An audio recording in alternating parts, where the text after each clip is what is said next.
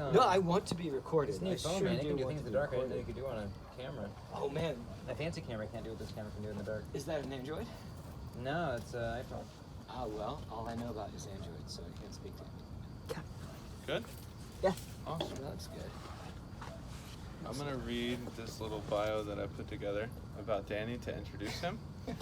So, Danny was born in Washington, D.C. and grew up in Virginia.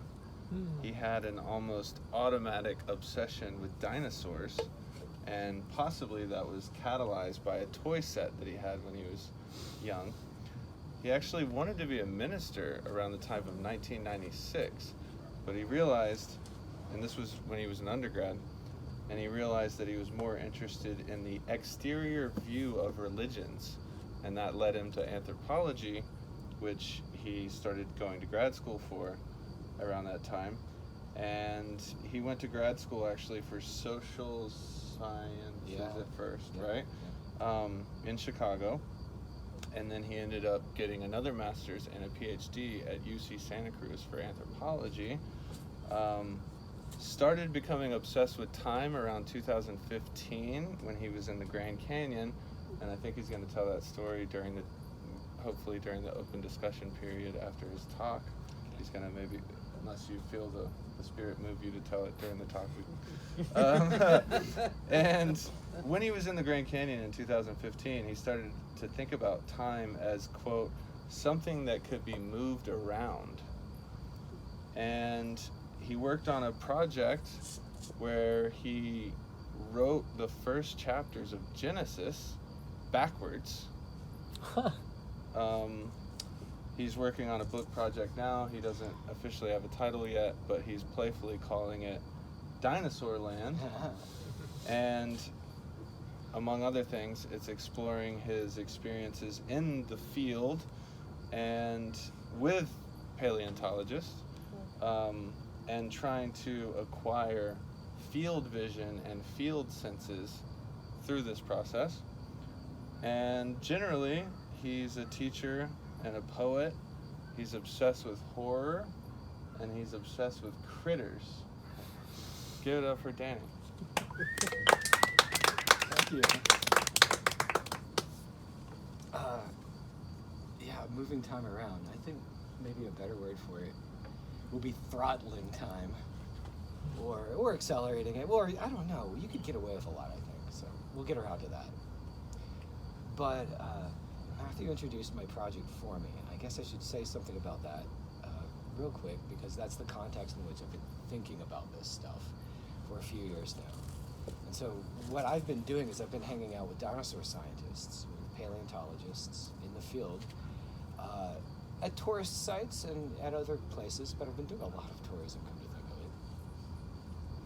of it. And the thing I've been interested in has been how they acquire the field vision, or the senses, for picking out bones, fossils, but also the artifacts of prehistoric landscapes from the contemporary landscapes, right? And that is, for real, a skill. I mean, it's hard to tell bone from stone a lot of the time, especially when the bone has been turned into stone.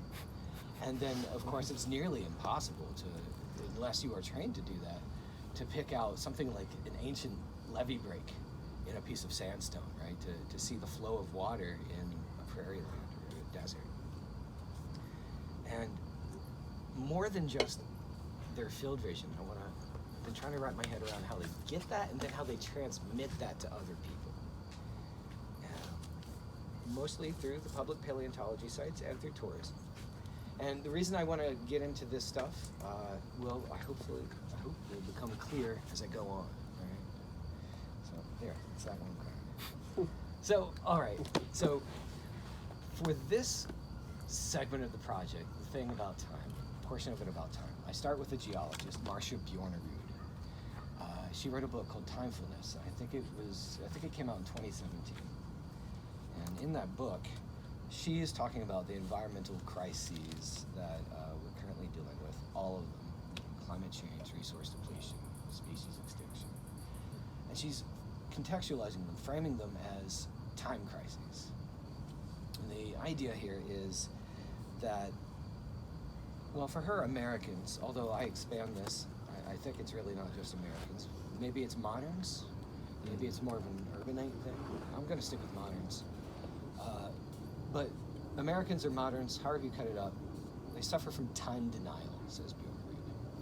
And I think another word for this could be chronocentrism, right? Like ethnocentrism or anthropocentrism, sort of an obsession with certain schedules. And a privileging of these schedules to the exclusion of other very consequential schedules that are unfolding around us and that form the context of us coming up in the world, evolving, of us surviving, and of us flourishing, which is really important, maybe more important than the survival point at this point. I have some examples of some of these privileged schedules, these chronocentric or time denial type schedules, to give you an idea of what Bjorn Reed is talking about and what I'm writing against. So one of them, the easiest one, is time is money, right? And this is an ethical imperative to convert as much of your lifetime into productive time or profitable time as possible, right? And that's a good approach if what you need to do is make money, but it's not necessarily a good approach if you're making money by using up resources, or if you're on the receiving end of that ethic. Another one might be the end is nigh, right? Which is the idea that time's going to run out soon. And for me, that's really a sort of a moralistic stance that's about guilt one way or the other. Get your morals straight because it's going to be up soon. Sure. Or it's going to be up soon, so it doesn't matter. And actually, I think both of those things operate together at the same time. Right? And if you can think about how time is money and the end is nigh, are not just personal convictions, but are percolating into the collectives and are influencing politics, policy, and whatever other kind of expressions of the collective that we have, then you can see perhaps where the problem is. And I have a third example, which is sort of a funny one. It's a different one, and it isn't exactly an ethical stance, but in a way it lends itself to that, and that would be anxiety, which is a cultural thing because it's something that so many of us share, perhaps even in this movement. And it's something that's imposed upon us by the institutions and structures that we've built around us as well, right? We create a world that creates anxiety. And then thinking about how, the sort of looping back, the nagging feelings of anxiety, how that can, like the other two ethical stances, percolate into the collective, and how that can affect us as a whole, and our relationship with the rest of the world, with the non-human. So that's the time denial, right, or chronocentric values, these obsessions with certain schedules, or the overprivileging of these schedules. And so Bjornerud is posing a question about our survival and flourishing, and there's actually a lot of people who are talking about this these days. Robin Wall Kimmerer is a pretty popular voice here now, and she addresses that. She's a moth scientist who's also an indigenous rights activist. And I thought of two anthropologists, since I'm an anthropologist. I thought of a couple of anthropologists who are also dealing with things like this. So Deborah Bird Rose is one. She writes about quiet country, which is an idea that she got from some Aboriginal activists in Australia. And quiet country is like a landscape where if you know how to pay attention to it, and paying attention is key here. If you know how to pay attention to it, you can see the relationships that have gone into it. Right? The relationships, including humans, that have gone into it and that have sustained the land. Katie King is another one. She talks about past presence and how the past is imminent in this world, right here, which can be, forgotten in our forward-oriented ethics. I gotta check my notes. Fire alarm. Can you use a flashlight? Well, that might be helpful. Wait 1 second. Well, to close off that card, the solution to this, and what people like Deborah Bird Rose and Katie King are talking about, is finding ways to build solidarity with the non-humans that are the context for flourishing. right? Like survival as well, I suppose. So if I can compare time denial, chronocentrism, I think I made that word up, but I'm not really sure. It seems so obvious that somebody else must have said it, but okay. So if time denial, chronocentrism, is anything like ethnocentrism or anthropocentrism, then one corrective for it is travel, right? You know, travel across geographical space and through cultural spaces, encountering new people, new landscapes. That is a way to, you know, it's not a surefire thing, but it's a way to break down, you know, certain barriers, certain obsessions. So, to break down chronocentric obsessions, you time travel. Well, I know, and I mean it literally, mostly. Let me get to that. Let me just address that there. There are two kinds of time travel that I've figured out. Okay, so there's time mastery and there's time warp. The kind of time travel that everybody wants to do is the time mastery. Right? And the archetypal narrative for this is the time machine. The figure of the time machine, but also the story, the novel by H.G. Wells, which was 1895.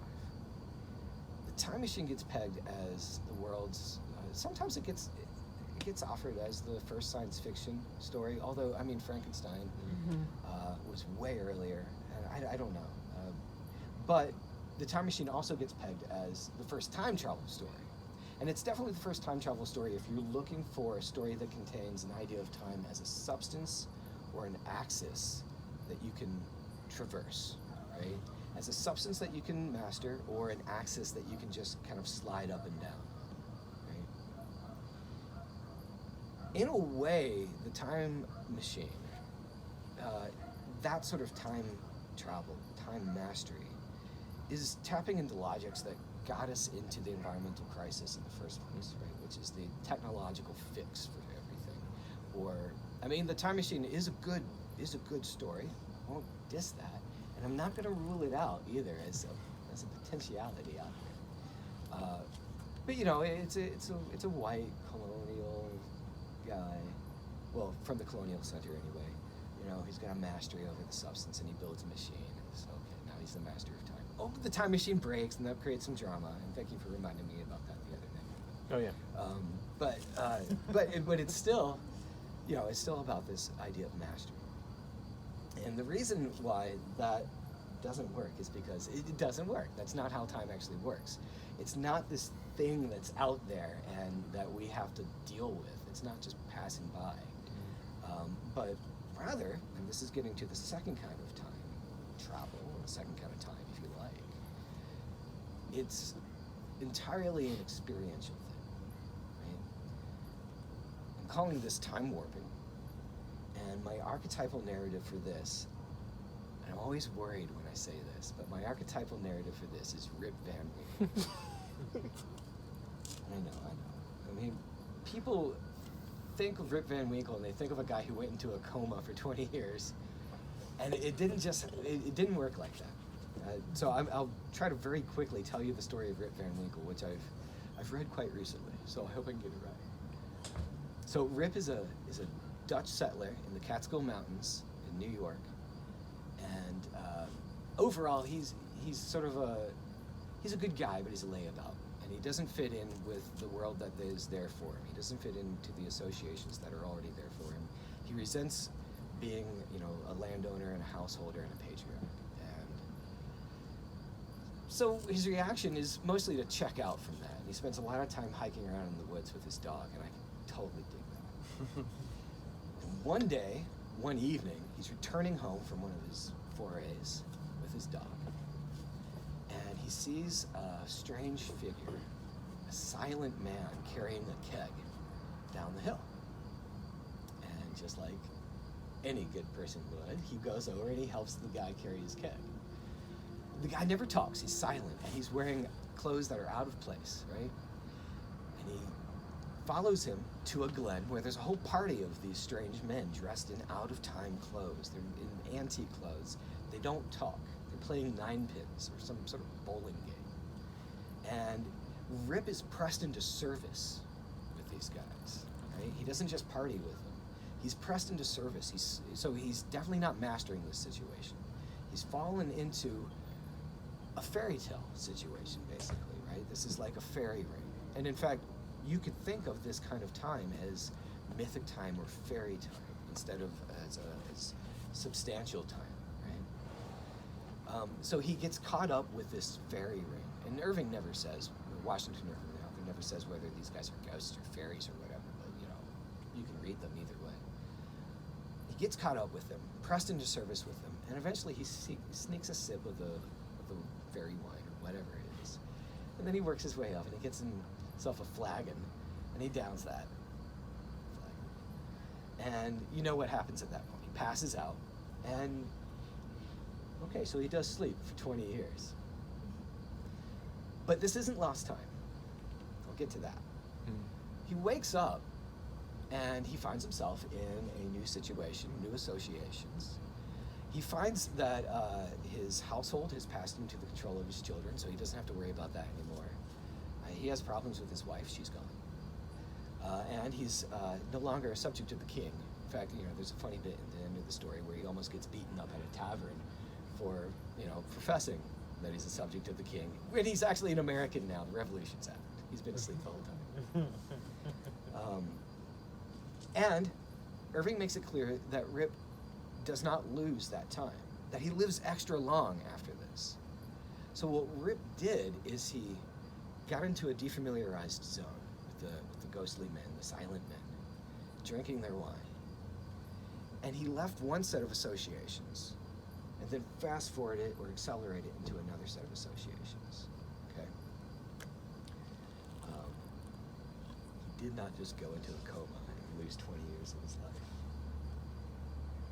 So the story of Rip Van Winkle, besides being a really great story on a lot of levels, it breaks the fourth wall. It's like written as a hoax of folklore scholarship, right? Like it's given as a report about folklore from the Catskills. It's cool like that. But besides being a really cool story, Rip Van Winkle illustrates how time works, illustrates time warping, because it's really about time for Rip was about what he was attending to, right? He was not attending to the associations that had been given to him in his natal society, right? As a patriarch householder and landowner. And by attending to new associations, shifting how he attended to the world, shifting what in the world he attended to, he was able to not throttle time this time, but to accelerate it. Okay, so that's my archetype. Just hold on to that, and let me try to extrapolate some of that stuff. And I can talk about this in more length during the discussion if you like. But how time works is that it is an inference, right? It's not a thing passing before us, but it's something that we infer from data given to us by our senses. There are three factors to how time moves. There is the frames that our senses provide. Our senses don't give us a continuous flow of things. They're actually taking frames, like snapshots of the world around us. And that's a function of neural architecture, with flashes and spikes in electrical and chemical activity. So we get frames, so we get a series of snapshots of the world. The second part is how we can pay attention to the snapshots, right? What's in those things, or what we are capable of noticing. And the third part, the third thing that time wraps around, or warps around, same difference, is changes in the actual environment, right? So there's actually changes out there. We can detect them among the snapshots, and we can attend to elements in the snapshots so we can detect different changes. And then time is the outcome of correlating those changes across the snapshots, okay? So it's sort of an automatic narrative that we're doing on a biological level. Although maybe saying it's biological is stressing things. I mean, it is biological. There's obviously that element, but there's a lot to it, right? So we, us everyday normal people, without a fairy party and without a time machine, we can actually throttle and accelerate time. We can warp it in a lot of ways, right? We can, the frames, we can warp by altering our physiological states. And you could probably think of a few ways to do that. Drugs is one way to do it. Adrenaline is another way to do that, right? You can think of times maybe when you've had a crisis moment and maybe time slowed down, although it can also go opposite of that. You can be in a crisis and time can just flip by. Yeah, so physiological changes, right? For altering your frames, your frame rate. You can alter or warp the attention that you can pay to the world, the way that you attend to the world, through training, or, well, developing skills, practicing noticing things. And it's also, on this level, it's also about values, right? We're going to see the things that we value or don't value. It's about values, what we are willing to perceive. And then, well, the third element, the world, well, the world just changes anyway, so, I mean, there's warping going on that level all the time. But you can also be like Rip, and you can change your own associations, you can change your environment and change the beings that you're interacting with. Right? And, all right, so we could think of all kinds of situations, I'm sure automatically, of how this would work, right? So, boredom. Time can slow down when you're bored because this is insignificant time. Or maybe it's rendered insignificant because you're waiting for lunch or you're waiting for a phone call or something. And then in boredom, to give another example, you can also change the flow of that bored time, like you're waiting for the bus, by having a cigarette, right? The nicotine will add significance to that moment and you're attending to moments in a different way at that point, right? So when I say drugs, I wasn't just talking about like the obvious psychedelic drugs, which would warp you in all kinds of ways. But, you know, things like caffeine and nicotine. Or like caffeine, you know, what was the old joke about caffeine? Do more stupid things faster. You know, we were talking about flow states. That's another way that time warps. Getting into the zone for an athlete, or articulating yourself to technology, right? Driving a car definitely alters your passage of time. And that is directly connected to how the car alters your senses, right? You're driving the car and you throw your attention down the road at a place that's appropriate for the speed that you're driving at. And so that changes what you can attend to. And it probably also entails some physiological changes as you assume your car body, right? As you plug yourself into that. And then the car's moving around you, going really fast, can warp your sense of time, or you can crawl around in traffic, and that can warp it too.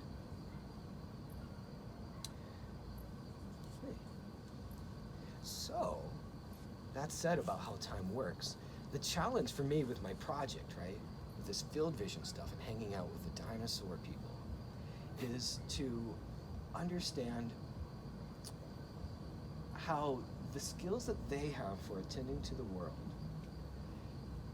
can impact the collective. And this is something that Bjorn Reed, the geologist I mentioned at the outset, gets into. The idea is that paleontologists have an engagement with a special kind of time, deep time, right? Prehistoric time. Deep time is a geological concept. It's just the long duration that's required for things like geological processes and evolution to unfold, right? And it was at one time a really revolutionary idea because people just didn't think the Earth was old enough, or at least in Western societies, didn't think the Earth was old enough for, you know, a mountain to form through anything but the will of a deity. So if paleontologists have field vision, field senses that are geared for detecting artifacts of ancient landscapes in deep time, Bjornerud and me picking up this mold, well, Bjornerud figures that this is a value that we need, right? So my intervention, as an addendum to this idea that deep time, as well as other kinds of time, might be the sorts of ethical interventions that we need to get over our chronocentrism, over our time denial, to break out of our obsessions with not just human, not just modern, but even more specific versions and visions of time that are tied to power often. If we want to get out of that, then, well, I think dinosaur tourism, deep time, these sorts of things that can sort of trip people out a little bit, and tripping out is part of it, but can sort of create, really a better way to say it is a sense of awe in people. That these might be one key to dissolving the chronocentric biases that we're suffering from, and that are feeding into our denial of the non-human schedules that are making our survival or flourishing possible. The non-human schedules, like geological processes. When's the next earthquake coming? And are we building these earthquake-ready buildings on a schedule appropriate to that? Or climate change? Are we behaving in a way that is recognizing the schedule of meteorological changes on a large scale that will be long-lasting, semi-permanent from our perspective? Or a good example that kept me from coming to town last month is mutation rates of viruses, right? We wanted the markets to open up very quickly. And a lot of people were not copying, not recognizing the mutation rates of this diffuse non-human collective of the COVID virus. Well, the overall idea here is to engage with these other schedules in a way that will produce solidarity with the non-humans who are the natural inhabitants of these durations, right? So I can give you a short story from Bjornerud about a time where she encountered a time warp and then returned from it with an ethical treasure, right? Sort of a lesson that she could bring home and bring to bear on her work as a geologist, as a teacher, as a public intellectual. So Marcia Bjornerud, when she was an undergraduate in geology, she was in a field school. And the students had a day off. And on their day off, they went to an abandoned mine. And they went into it, and inside the mine, they found a gem pocket.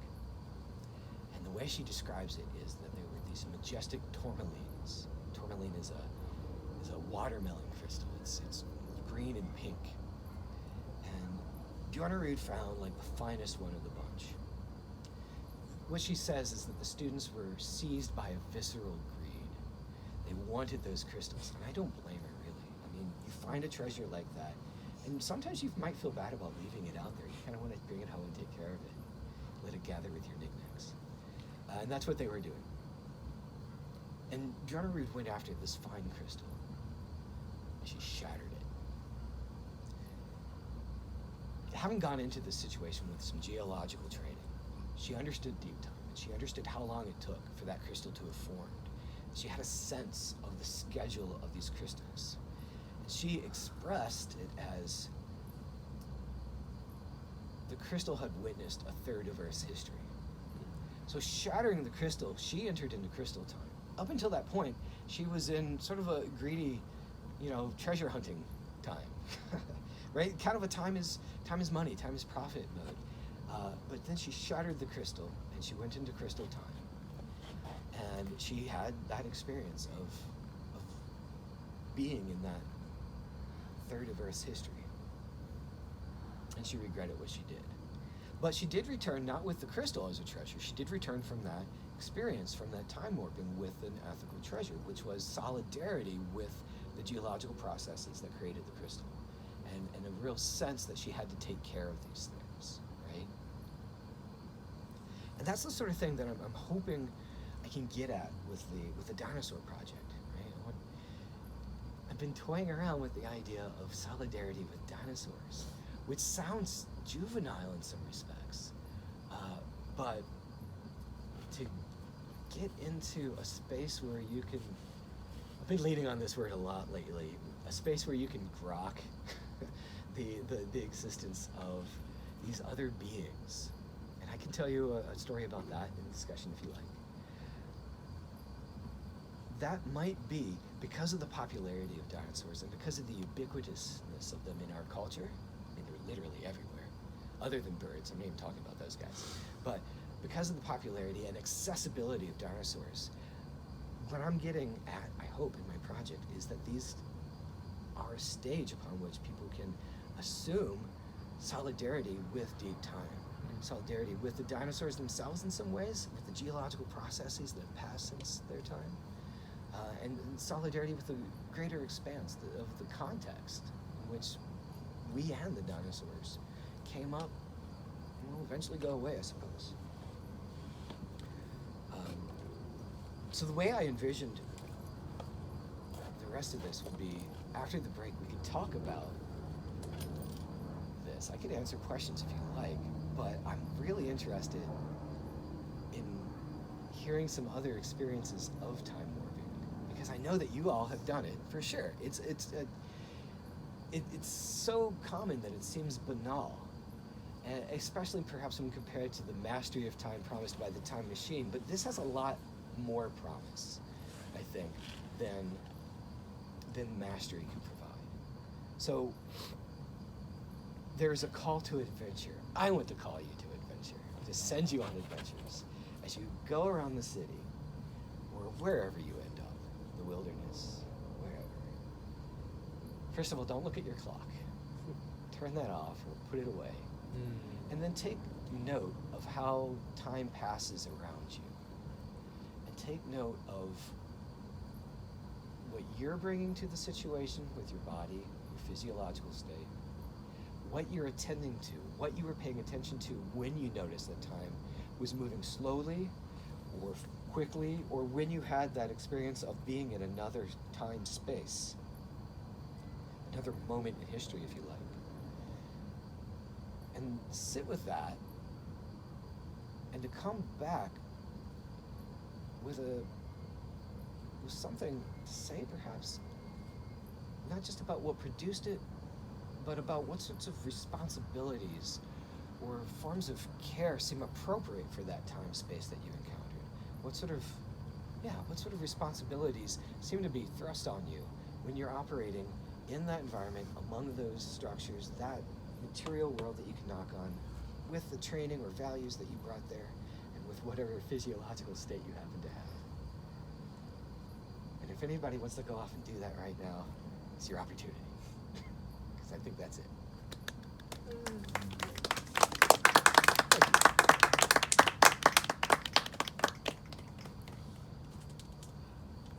Do we need a break first?